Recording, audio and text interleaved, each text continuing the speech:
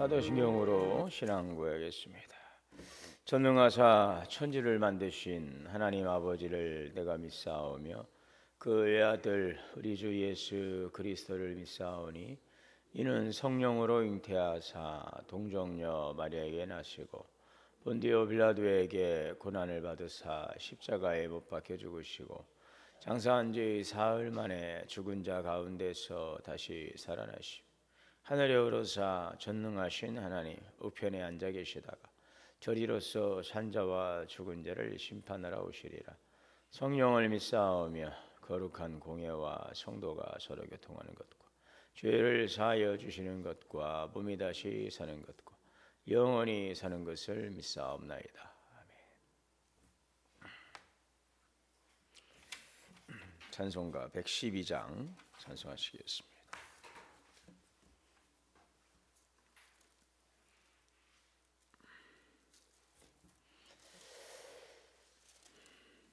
그 멀고 환한 밤중에 무천사 내려와 그 손에 비파 들고서 다 찬송하기를 평강의 왕이 오시니 다 평안하여라. 그 소란하던 세상이 다 고요하도다.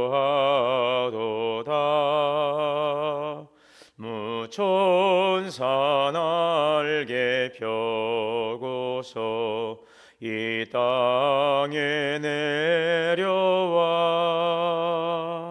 그때에 부른 노래가 또다시 들리니 이 슬픔 많은 세상에 큰 위로 넘치고 온 세상 기뻐 뛰놀며 다 찬송하도다. 이 괴로움 많은 세상에 짐지고 가는 자 그 엄산 줄령 넘느라 온몸이 고나나 이 죄악 세상 살 동안 새 소망 가지고 저 천사 깊은 찬송을 들으며 쉬어라. 예 선지에 연능하여 베들레헴 성에 주 예수 탄생하시니 온 세상 구주라. 저 천사 기쁜 노래를 또다시 부르니 온 세상 사는 사람들 다 와다하도다. 사랑과 은혜의 하나님, 예수님의 오심을 기다리는 성탄의 시간을 앞두고 또 이 시간 주님의 오심을 기대하고 기도하게 하시니 감사합니다. 어둠 가운데 빛으로 오신 예수님, 사망에 그들린 땅에 빛으로 생명으로 소망으로 오신 주님을 통하여서 이 땅에 이루신 놀라운 하나님의 구원의 빛이 우리에게 소망이 되게 하시고 또 예수 그리스도 영접함으로 주시는 하나님의 자녀의 권세를 누리며 하나님 땅 가운데 주시는 하나님의 거룩한 뜻 이루어가며 하나님의 영광에 살아갈 수 있는 거룩한 성도로 불러주시니 감사합니다. 주님의 오심은 한 개인의 오심만이 아니라 온 백성에게 미치는 기쁜 소식임을 믿습니다. 그러하기에 오늘도 예수 그리스도의 오심을 기뻐하며 경배하는 이들 속에 주님의 평강이 임합니다. 오늘 이 구원의 기쁨 가운데 살아가는 우리에게 또한 구원의 빛이신 주님을 증거하는 하나님 복음을 증거하는 삶이 되게 하여 주옵소서. 하나님은 모든 사람이 구원받고 진리에 이르기를 원하시오니 오늘도 그 사명을 우리에게 주신 교회가 세상의 빛이 되게 하시고 복음의 나팔수가 되게 하시고 주님을 증거하는 복된 주님의 사람들이 되게 하여 주옵소서. 그리하여서 이 복음을 듣는 자들마다 살아나게 하시고 하나님 소망 없이 하루하루 고독함과 답답함과 어둠 가운데 있는지 주님이 주시는 귀한 생명의 빛 가운데 함께 구원의 은총을 누려가게 하여 주옵소서. 오늘도 사모하며 주님 보좌 앞에 나가 기도하게 하시니 감사합니다. 나를 사랑하는 자가 나의 사랑을 잊고 나를 간절히 찾는 자가 나를 만나리라. 부와 기가 내게 있고 장구한 재물과 의도 그도하다. 오늘도 사모하며 갈망하며 구원의 주님을 갈망하는 성도들 가운데 이 시간도 충만하게 임하시고 말씀 가운데 찾아오시는 주님이 오늘도 우리 가운데 역사하실 때에 그 말씀을 듣고 이 말씀을 살아감으로 생명의 말씀이 능력이 되게 하여 주옵소서.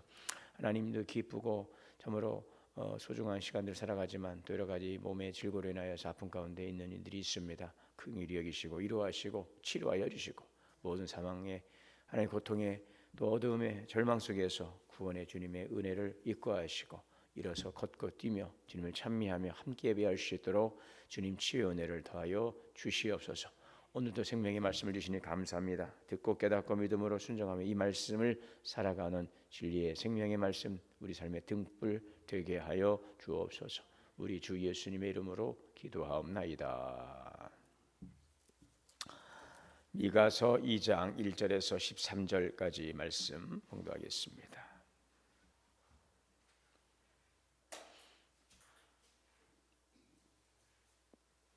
그들이 침상에서 죄를 꾀하며 악을 꾸미고 날이 밝으면 그 손에 힘이 있으므로 그것을 행하는 자는 화 있을진저.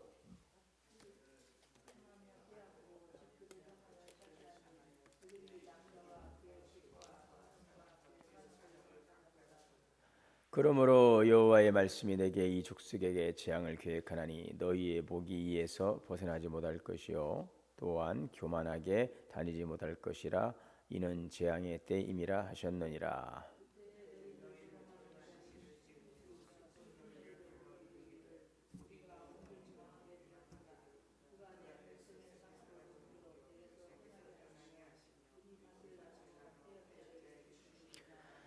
그러므로 여호와의 회중에서 분깃에 줄을 댈 자가 너희 중에 하나도 없으리라.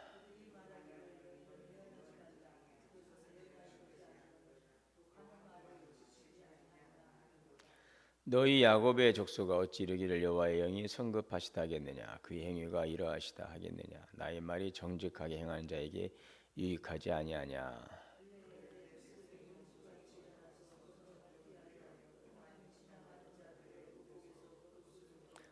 내 백성의 부녀들을 그들의 즐거운 집에서 쫓아내고 그들의 어린 자녀에게서 나의 영광을 영원히 빼앗는도다.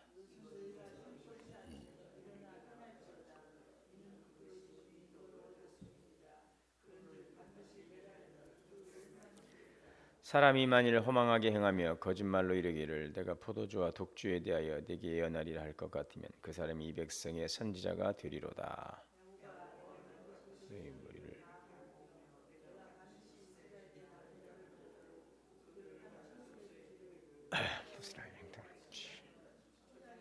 같이 하리니 사람들이 크게 떠들 것입니다.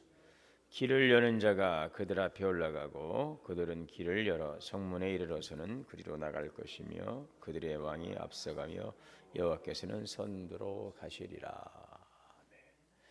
하나님의 은혜와 평강이 우리 모두에게 충만하시기를 주의 이름으로 축복합니다. 네, 이 미가서는 주전 8세기 후반에 기록된 예언서입니다. 이때는 요담, 아하스, 히스기야 왕 이렇게 지금 유다의 왕들이 통치하는 시기인데요.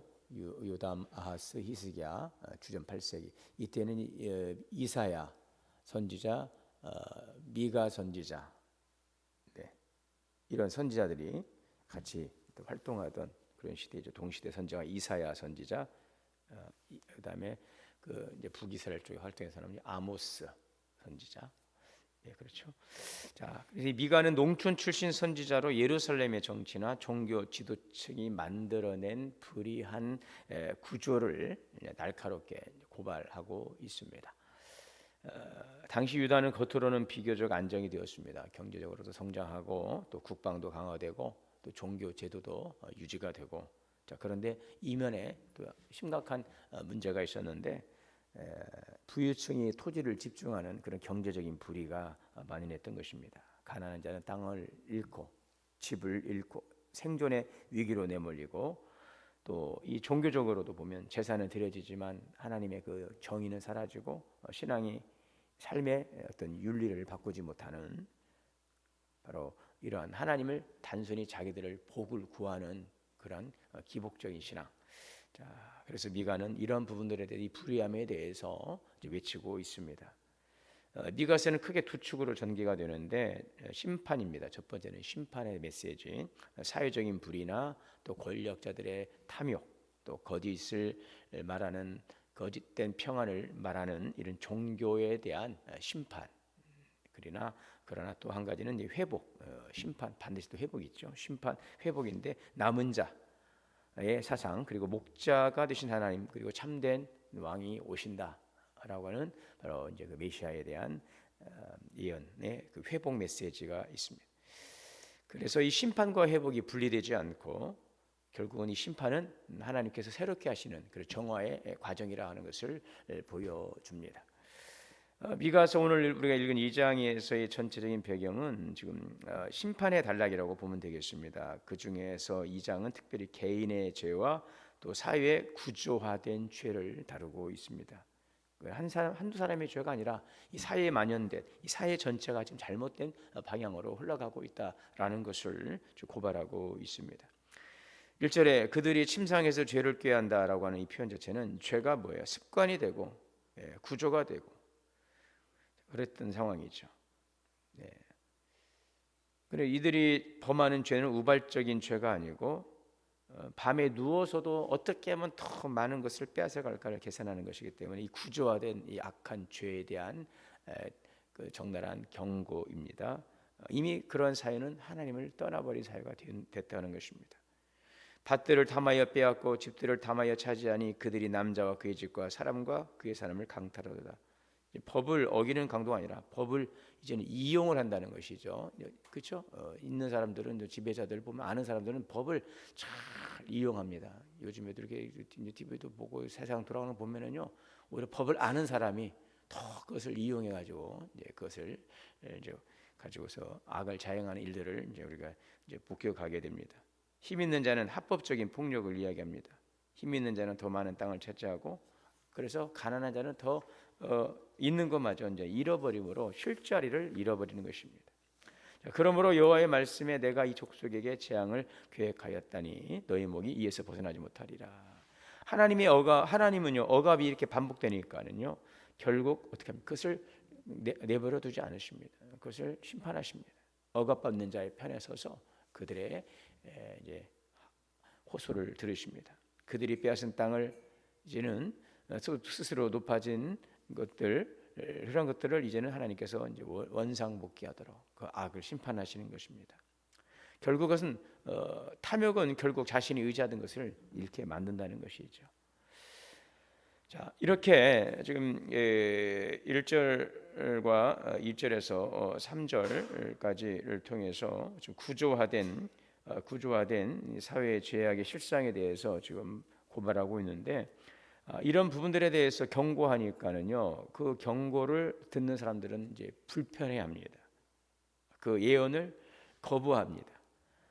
6절 그들이 말하기를 너희는 예언하지 말라 이것은 예언할 것이 아니거늘 욕하는 말을 그치지 아니한다는도다.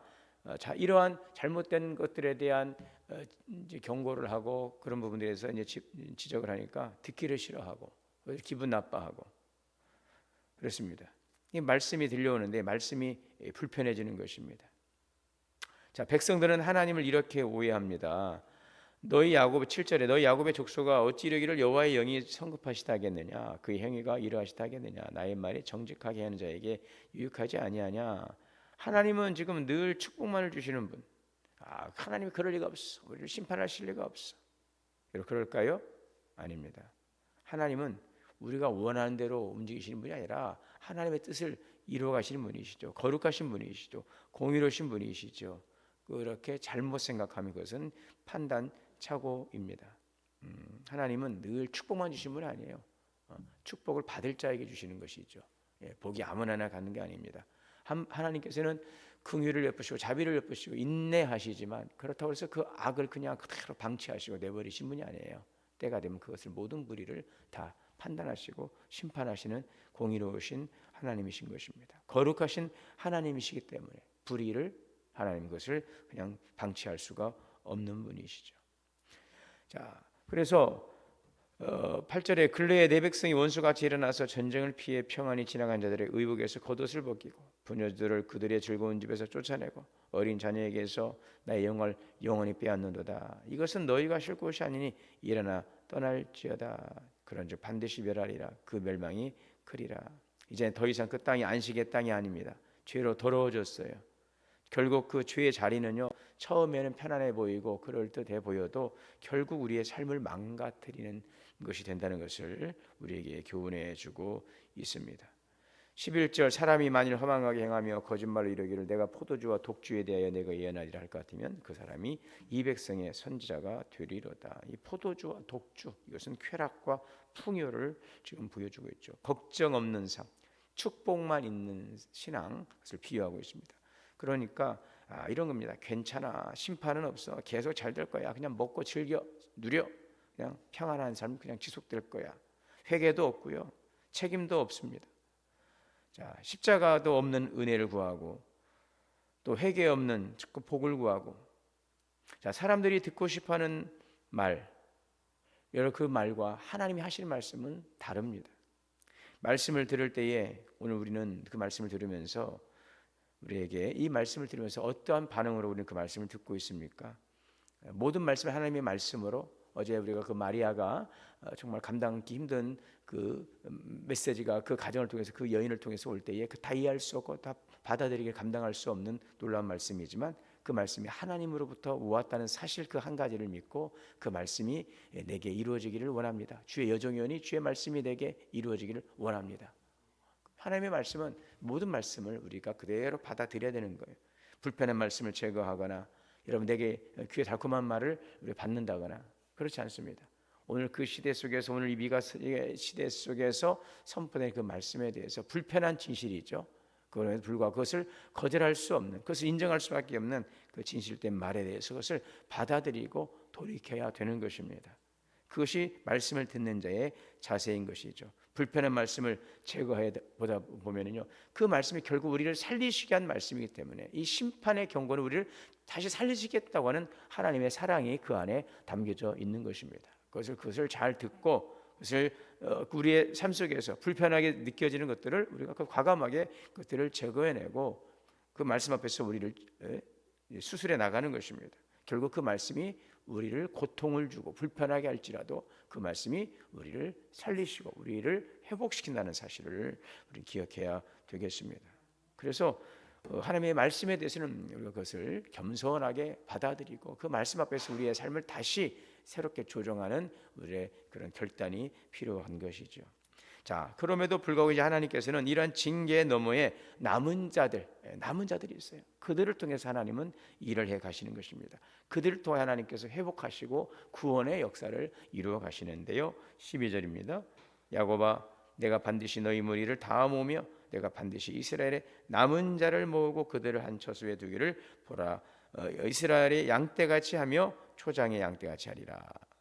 이제 하나님은 멸망을 원치 않으신 것입니다. 하나님은 모든 사람이 구원받기를 원하시는 거예요. 그럼에도 불구하고 그 불편함을 받아들이지 못하고 하나님의 그 부르심 앞에서 그 기회를 상실한 자들은 결국 심판에 처해질 수밖에 없으나, 그럼에도 불구하고 남은 자들, 하나님의 말씀을 경청하고 그 말씀 앞에서 살아가는 자들을 통하여 다시 하나님은 회복의 역사를 이루어 가십니다. 놀라운 반전이죠. 강한 심판에 서는 뒤 하나님은 반드시 말씀하십니다. 심판이 끝이 아닙니다. 성결하게 하시기 위한 과정이라는 것을 보여주고 있습니다. 자, 13절 길을 여는 자가 그들 앞에 올라가고 그들은 길을 열어 성문에 이르러서 그리로 나아갈 것이라. 네, 길을 여는 자가 그들 앞에 올라갈 것이라.